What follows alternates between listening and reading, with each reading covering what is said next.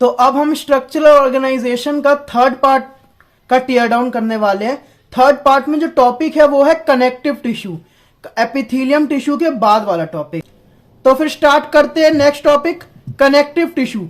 अब connective tissue क्या है? Connective tissue most abundant tissue है और वाइडली डिस्ट्रीब्यूटेड बॉडी में होता है। जैसे हमारे बॉडी में, जैसे ह्यूमन की बॉडी में कोई कॉम्प्लेक्स एनिमल है जैसे टाइगर, डियर और बहुत सारे एनिमल है, उसमें कनेक्टिव टिश्यू सबसे ज्यादा मात्रा में पाया जाता है।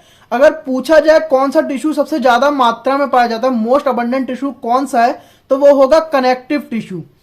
अब कनेक्टिव टिश्यू का काम क्या होगा? कनेक्टिव टिश्यू का काम होगा लिंकेज, मतलब जोड़ना और सपोर्ट करना अदर टिश्यू और ऑर्गन को।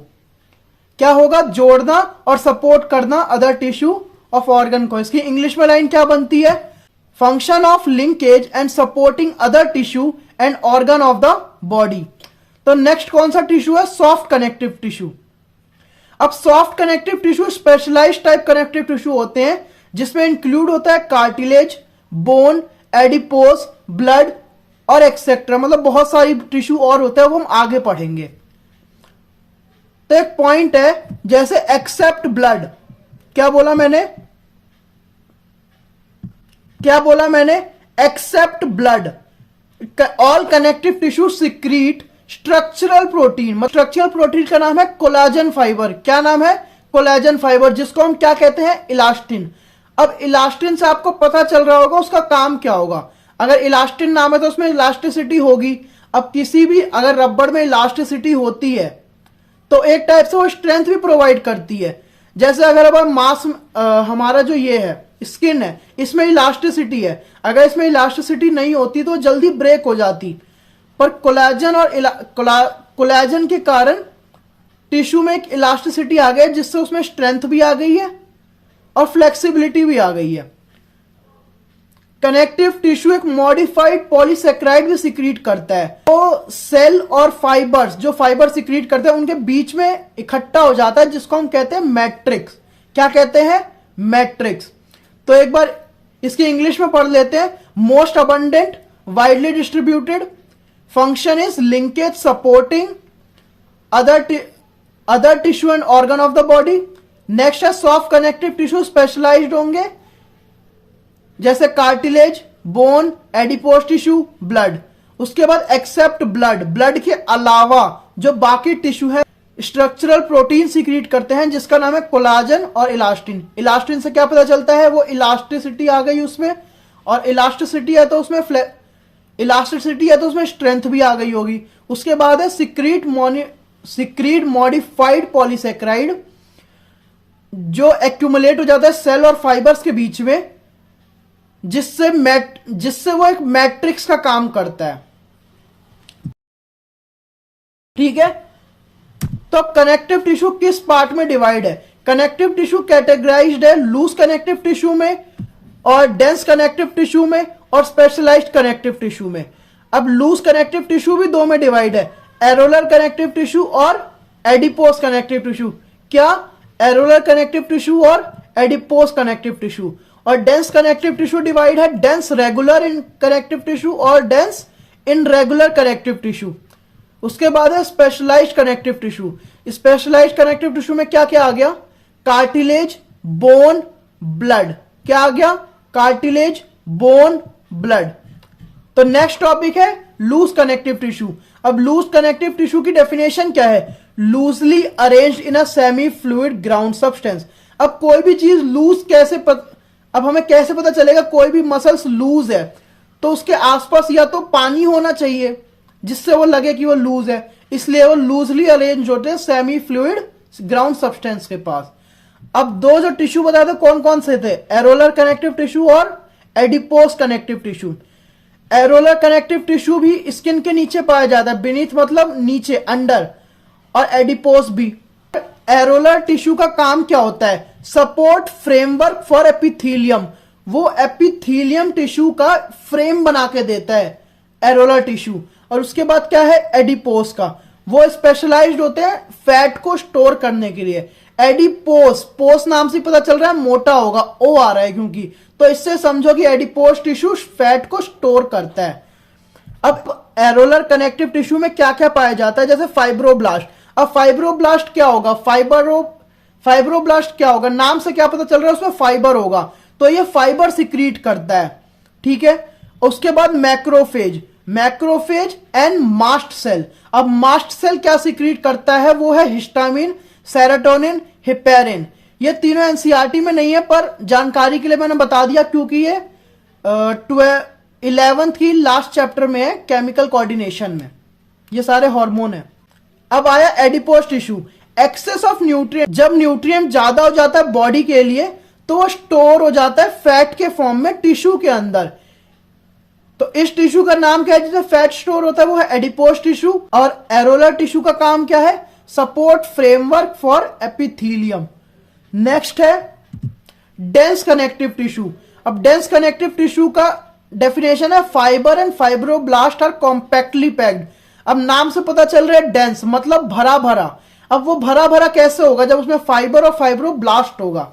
जैसे आपकी चाउमीन भरी हुई कैसे होती है, जब उसमें बहुत सारी पत्ता गोभी फाइबर लाइक चीजें डाली जाती हैं। या आपकी प्लेट कैसे भरी होती है, जब उसमें रोटी फाइबर लाइक चीजें डाली जाती हैं, ठीक है। तो डेंस रेगुलर और dense irregular connective tissue. Dense regular में कोलेजन फाइबर प्रेजेंट होता है रो के फॉर्म में, जैसे यहां पे कोलेजन फाइबर, फिर कोलेजन फाइबर, फिर फाइबर बंडल्स के रूप में पैरेलली प्रेजेंट होता है। दूसरा है tendons. Dense regular connective tissue में टेंडन्स होता है, जो स्केलेटल मसल्स को कनेक्ट करता है। जो हमारी ये हमारी स्केलेटल मसल्स है, स्किन हमारी स्केलेटल मसल्स को बोन से कनेक्ट करता है। क्या करता है टेंडन्स, स्केलेटल मसल्स को बोन से। और लिगामेंट्स क्या होता है, जो बोन को बोन से कनेक्ट करता है। जैसे हमारी ये बोन है, ये लिगामेंट से कनेक्टेड होगी, पर ये जो मसल और बोन है वो किससे कनेक्टेड होगी, टेंडन से। अब dense irregular connective tissue, fibroblast and many fibres, उसमें भी कोलाजन फाइबर ओरिएंटेड होगा, डिफरेंट कोई मतलब उसकी कोई डेफिनेट प्रोपोर्शन नहीं होगा, वो कैसे भी अरेंज होगा। जैसे समझ लो तुम किसी पार्टी में गए हो, वहां पे बहुत भीड़ है, तो लोग किसी भी तरीके से अरेंज हो जाएंगे। उसी तरीके डेंस इनरेगुलर टिश्यू अरेंज होते हैं। ये कहां प्रेजेंट होते हैं, बीनीथ द स्किन, स्किन के नीचे। कहां प्रेजेंट होते हैं, स्किन के नीचे। नेक्स्ट है स्पेशलाइज्ड कनेक्टिव टिश्यू। अब स्पेशलाइज्ड कनेक्टिव टिश्यू से क्या पता चल रहा है, वो स्पेशलाइज्ड है किसी किसी फंक्शंस के लिए। अब पहला है उसमें कार्टिलेज। अब कार्टिलेज जो है वो होता है सॉलिड प्लाएबल। अब प्लाएबल का मतलब क्या होता है, प्लाएबल मतलब फ्लेक्सिबल, जो मुड़ जाता हो। क्या है प्लाएबल मतलब flexible, solid pliable and resist compression, मतलब ज्यादा दब नहीं सकता। तो cell of this tissue chondrocytes are enclosed in a small cavities with a matrix secreted by them. तो मोस्ट कार्टिलेज, जो बहुत सारे कार्टिलेज होते हैं एम्ब्रियो स्टेज पे, जब हम पैदा होने वाले होते हैं, मम्मी के पेट में होते हैं, तब जो हमारे बॉडी में कार्टिलेज होते हैं वो बड़े होते होते कार्टिलेज किस में बदल जाते हैं, बोन्स में।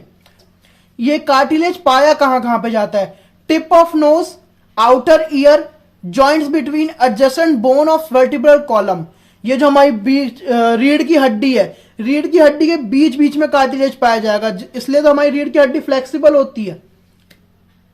और कहां पे पाया जाता है, limbs and hands of adults, मतलब हमारे हाथ में और पैरों की हड्डियों में पाया जाता है कार्टिलेज, ठीक है।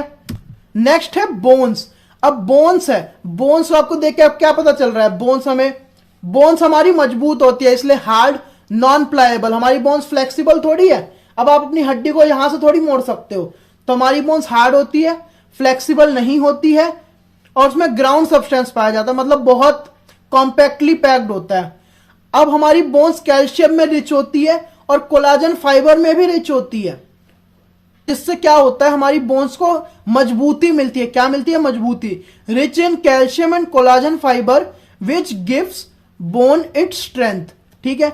Main function is to provide structural framework of the body and support the software tissue. अब समझ लो ये हमारी हड्डी है, ये जो हमारी बोन्स है हमें क्या दे रही है, एक फ्रेम दे रही है जिसपे हमारी स्किन चढ़ी हुई है। और यही हड्डियां हमारे जो सॉफ्ट टिश्यू है, जैसे हमारे लंग्स है और हार्ट है, तो रिब्स उसे क्या करता है, प्रोटेक्ट करता है, क्योंकि रिब्स मजबूत है।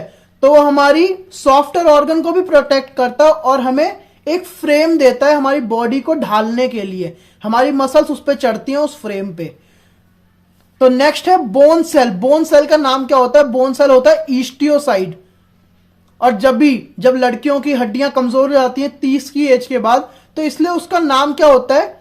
ईस्टीरियोपोरोसिस, मतलब हड्डियां। अगर हड्डियों का नाम आए तो बोन सेल ईस्टियोसाइड्स, ठीक है। Present in the space called lacunae. अब ये नाम याद रखना पड़ेगा, इसको मैं कुछ नहीं कर सकता। तो जहां पे बोन सेल प्रेजेंट होती है वो उसका नाम क्या होता है? लेक्यूने। अब limbs bone, limb bone such as long bones of leg. अब जो हमारी लेग के पैर है, मतलब हमारे पैर की जो हड्डी है वो लंबी होती है और हाथ की भी हड्डी लंबी होती है। वो उनका मेन काम क्या होता है? वो एक वजन प्रोवाइड करते हैं हमारी बॉडी को, जिससे मजबूती दिखे हमारी बॉडी में। और वो स्केलेटल मसल से भी कनेक्ट होते हैं, जिससे हम मूवमेंट्स कर पाए। क्या कर पाए? मूवमेंट्स कर पाए। अब जो मैंने क्या बताया था, स्केलेटल मसल्स जब बोन से कनेक्ट होती है, वो किस टिश्यू के कारण कनेक्ट होती है? वो होती है टेंडन के कारण कनेक्ट। और बोन से बोन कैसे कनेक्ट होता है? लिगामेंट्स के कारण कनेक्ट, ठीक है। नेक्स्ट क्या है? The bone marrow. Bone marrow in some bones is the site for production of blood cells. हमारे बोन्स में कहीं कहीं बोन मैरो प्रेजेंट होता है, जो साइट होता है किसके लिए? ब्लड सेल्स को प्रोड्यूस करने के लिए। तो उस प्रोसेस को हम क्या कहते हैं? एरिथ्रोपोएसिस। क्या कहते हैं? एरिथ्रोपोएसिस। नेक्स्ट है ब्लड। मैंने क्या बताया? Except blood other connective tissue have fibres, जिसको हम क्या कहते हैं? Collagen fibre. देखो यहां पे लिखा हुआ है, except blood all connective tissue secreted structural protein called collagen और इलास्टिन, ठीक है। तो अब हम आ गए ब्लड पे।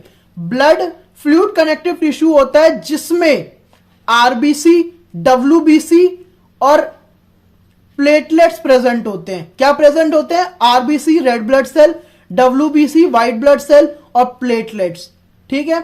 और उसका मेन फंक्शन क्या होगा ब्लड का? हमारी बॉडी में ब्लड का क्या काम है? ब्लड जैसे ऑक्सीजन को सर्कुलेट करता है, हमारे खाने को सर्कुलेट करता है। तो ब्लड का मेन काम क्या हुआ? Circulating fluid that helps to transport various substance. क्या बोला? Circulating fluid which helps to transport various substance. अब नेक्स्ट टॉपिक है मस्कुलर टिश्यू। तो ठीक है, फिर मिलते हैं नेक्स्ट वीडियो में कल। Thank you.